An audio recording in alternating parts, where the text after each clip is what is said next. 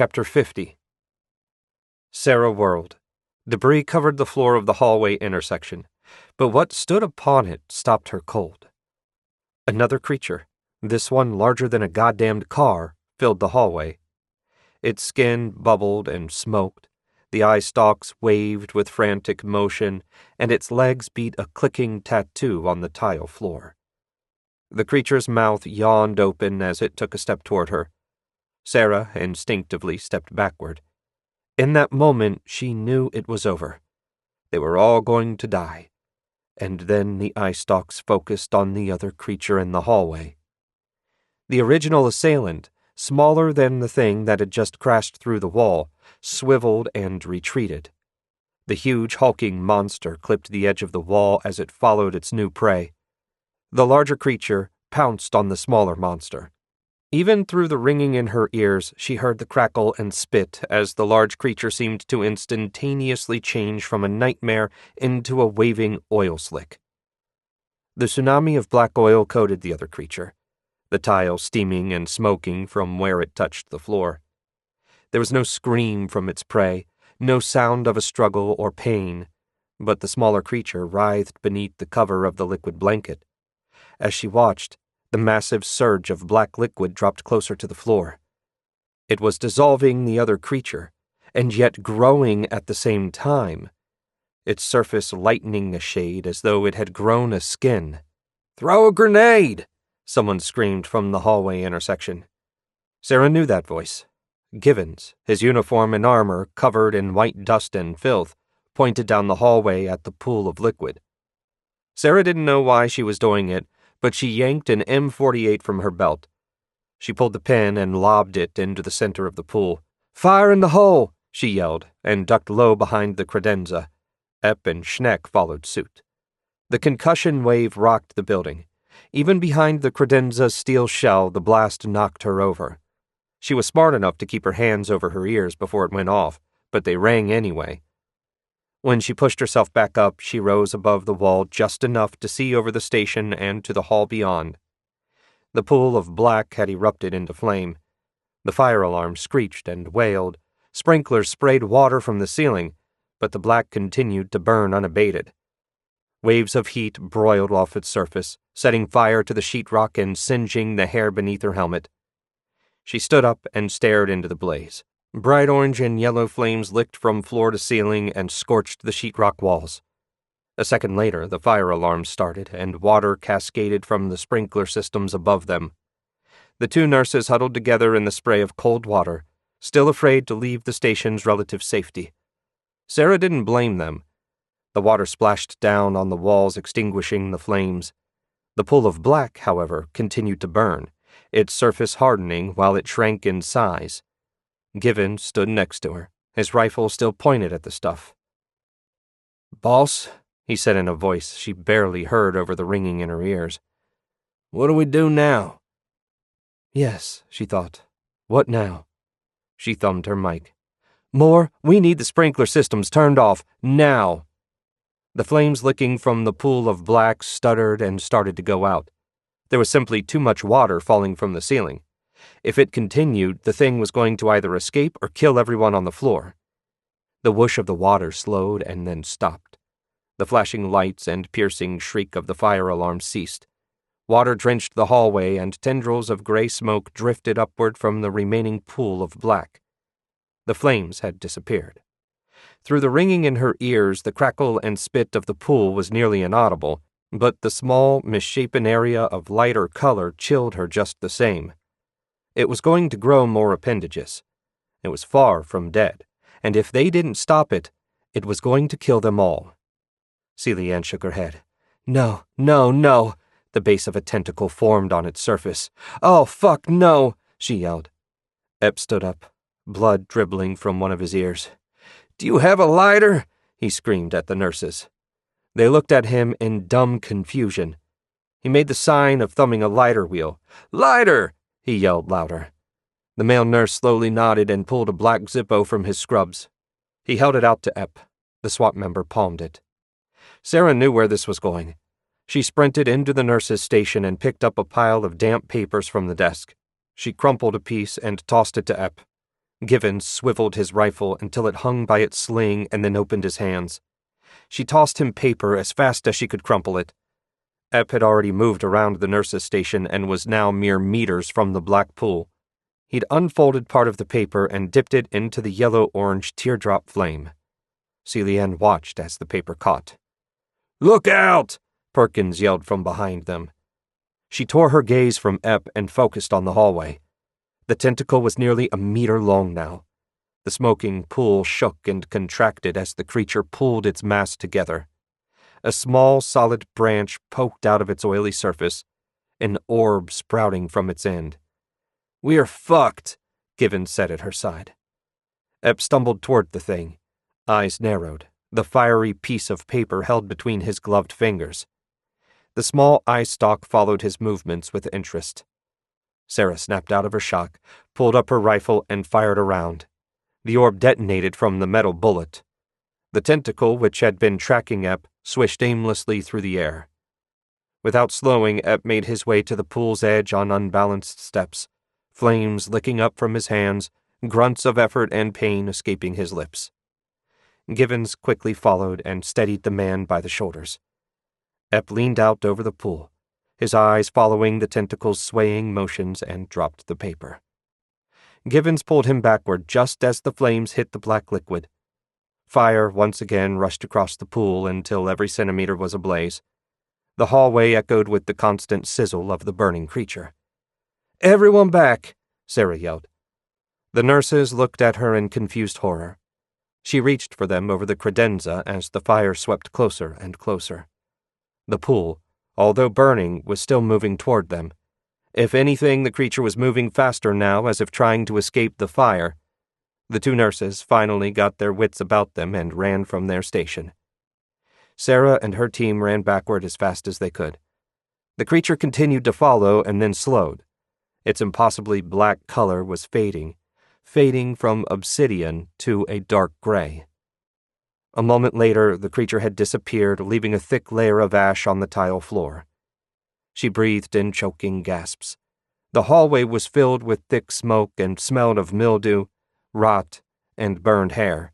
Her vision blurred for a moment, and she shook her head to clear it.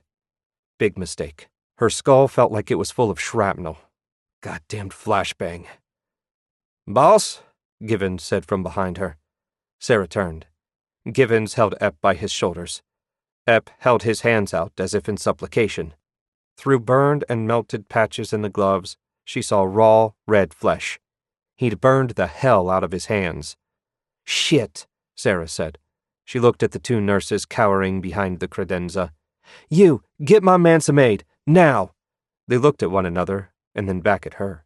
She snarled, "First aid, goddammit!" That got them moving. They stood from the wall and walked to Epp. Givens released him, and the two nurses took him to a small room off the hallway. Sarah watched them go and then looked at Givens and the rest of her team. "Glad you guys could join the party," she said. A thin smile lit Perkins' face. "Least we could do." She tapped her mic. "Moore, you there?" "Yes, Lieutenant, I'm here. Any others on this level?" Pause. "We don't think so. The majority of the activity is on floor 6. The other 2 floors look to be clear. Lieutenant, can you tell me what happened?" "No," she thought. "I really can't." She took a deep breath. "You didn't see it?" "No," the voice said. "We don't have any cameras in that hallway. What did you do?" "We threw a flashbang grenade at it." Pause. When Moore's voice spoke again, Sarah was certain the woman was smiling. "Oh my. I take it that started a fire." She knew Moore couldn't see her, but she nodded anyway. "You could say that. Goddamn sprinklers almost ruined it." "There were 2 entities on that floor. Did you get both of them?" Sarah turned slightly and saw the look on Givens' face. He looked confused. She felt the same way. "They're both gone," she said. "When can I bring my team out?" She could almost feel Moore sighing on the other end of the line. "When you deal with floor 6. "What's she talking about?" Perkins asked. Sarah held up a finger to her lips and glared at the man. "What's on floor 6? "We don't know," Moore said. "The cameras went out a while ago. We only know one of the entities is on that floor. What kind of potential casualties are we looking at? Sarah asked. Floor 6 is ICU, nuclear medicine, and other testing, including MRI. According to the hospital records, the ward is completely full. Christ, Perkins muttered. Any idea how many staff? Sarah asked. No, but that floor is fully staffed around the clock. The SWAT commander grimaced. How long since you had a camera view up there? Just before you left for floor 2. She looked at her watch. That was at least 30 minutes ago, 40 if she was being generous. She looked at the huge hole in the wall where the larger entity had burst through and the destruction in the rooms beyond. These hadn't even eaten much, and they were big. Big. How large was the one upstairs? Do you have spotters? Yes, Morse said. We have surveillance teams on the other buildings watching Ben Taub with infrared and night vision scopes. Sarah frowned. Night vision scopes? Why do you need those? The lights are out up there, Morse said, her words clipped and formal. The emergency lights seem to be working, but it's hardly enough light for normal vision. And what's the assessment? That's the problem, Morse said. There are no heat signatures apart from the lights themselves. Sarah exchanged a glance with Givens. The Kentuckian's face was impassive, but she saw something in his eyes she'd never seen before. It was fear. And we're supposed to go up there and deal with this how, exactly? We have no weapons apart from the remaining flashbangs and our nearly useless rifles, and we're running low on ammo. Pause. We understand your situation, Lieutenant. Our team is coming up with suggestions. I'll give you a goddamn suggestion, Schneck said. Sarah glared at him. I'm gonna have to do better than that, Moore. The 2 we dealt with here damn near ate all the babies in the maternity ward. We almost lost everyone in the process of stopping it. She pulled off her helmet and rubbed a sweaty hand through her cropped curls. If one of those things has been eating everyone on floor 6, there's no telling how large it is. Can't be that big, Moore said. We can't see it through any of the windows. Sarah rolled her eyes. You can't see it because it's on the floor, or maybe in the ceiling, or maybe it moved to another floor. You don't know shit. A drop of spittle flew from her mouth on the last word. Moore didn't reply. The seconds seemed to stretch into infinity. You could get out of here, a voice said in her mind. You can get your team out of here. You'll find a way. You just need to.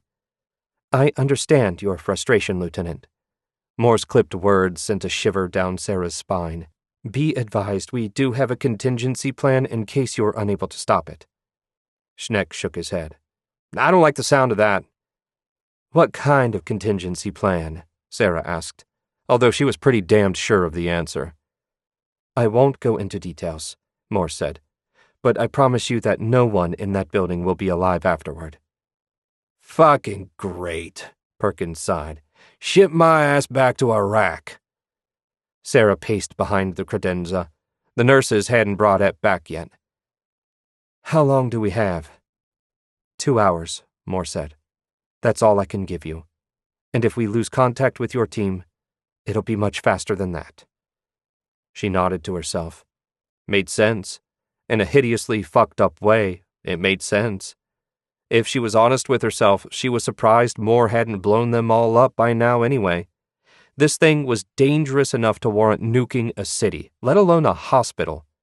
What were a few hundred or a few thousand people in the face of something that seemed to grow exponentially and ate everything it came in contact with?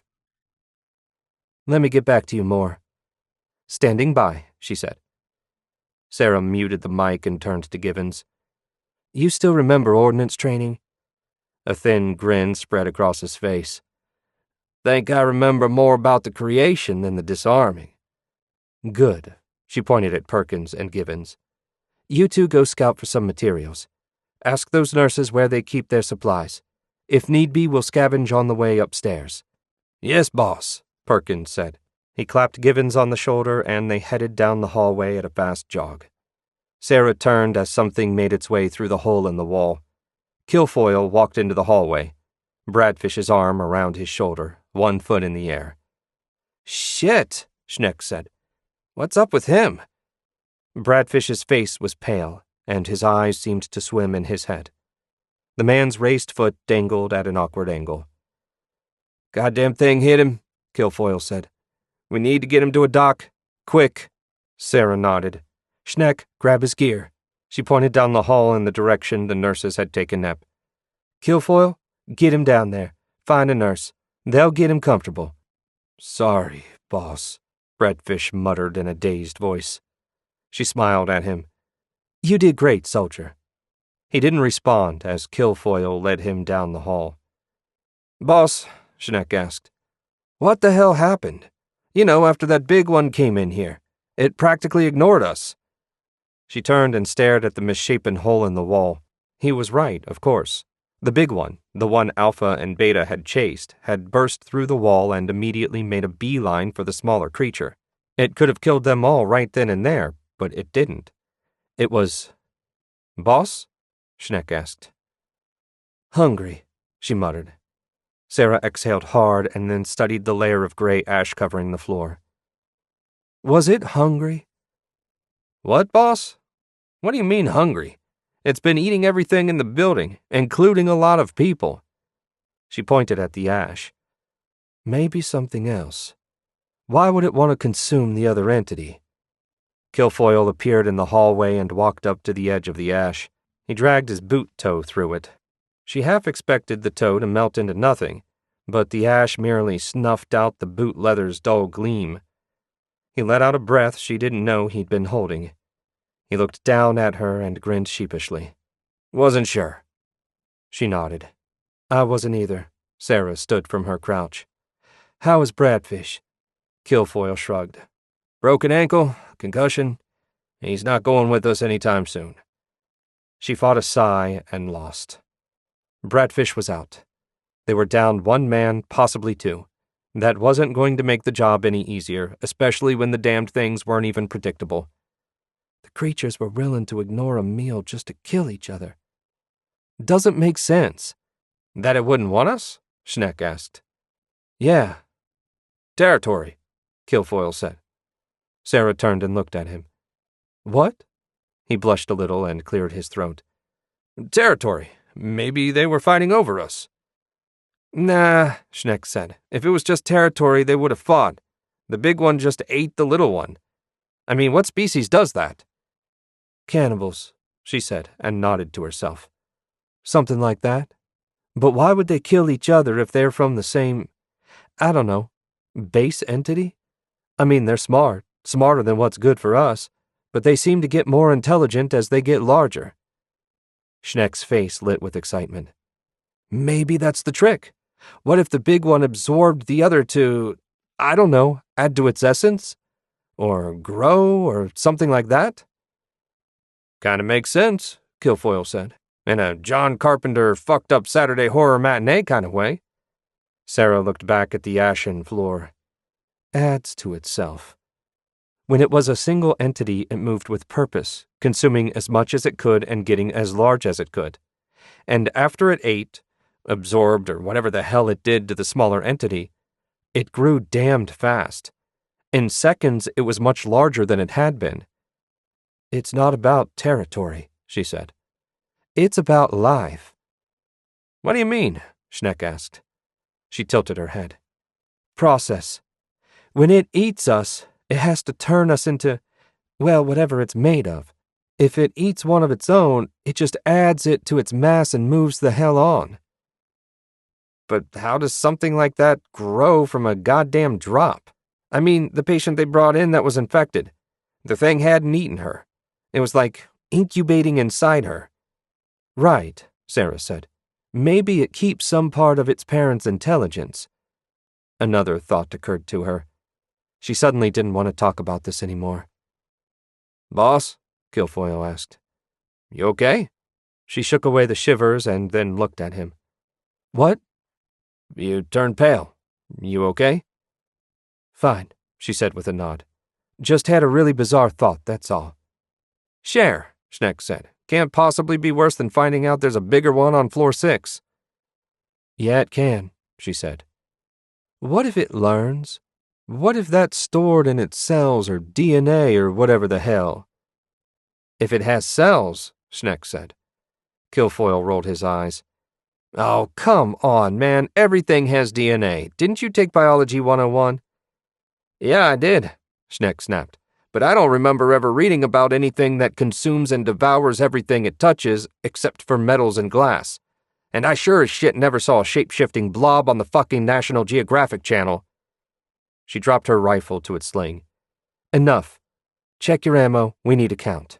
The trio started patting their pockets, checking their spare mags and counting. She only had one full mag left. How many shots had she fired in the current mag? She didn't know. God damn it. Of all the times to lose discipline and forget to count. She wondered if Gunny Brown would have been able to keep track while fighting monsters. She sighed. The tough old bird probably would have. 2 full mags, Schneck said. 1 half mag, an M84, and a flare. I'm down to 1 full and 1 that's nearly gone, Kilfoyle said. Still have an M84. No flares, though. Plenty of light sticks. Bradfish had 1 full mag, 1 half empty, and 2 light sticks. Not good. She imagined Givens and Perkins had more ammo. The 2 men always carried more than they needed. The only question was how many M84s the 2 men had. She suddenly wished Givens hadn't tossed the HE at the first creature. They could use that against something as big as what waited for them on floor 6. A nurse appeared in the hallway. Dark streaks of red stained the front of his scrubs. The look on his face didn't warm Sarah's heart. How is he? She asked. The man pursed his lips. 2nd and 3rd degree burns on both hands. They're not too bad, but he needs to see a specialist soon. We managed to find some sulfur sulfadiazine cream and coated the wounds after we excised the dead flesh. Schneck paled. You had to cut him up? The nurse nodded. Have to get the dead stuff out of there, else it'll rot and grow septic. The cream will keep any new bacteria from growing on the exposed portions, but there's no way it would stop dead skin from rotting. Sarah shook her head. You put him out? Of course, the nurse said. He's drifting a bit. No one should have to feel that. Great, Kilfoyle said. We're down another man. What's your name, sir? Sarah asked. The nurse pointed to his name tag. Paul Fisher. Take care of my man, Paul. We'll be out of here in 2 hours. He didn't look convinced. His eyes strayed over her shoulder and regarded the burned-out hall behind her. Are there more of those things? Not down here, she said. Even as the words passed her lips, she wondered if they were a lie.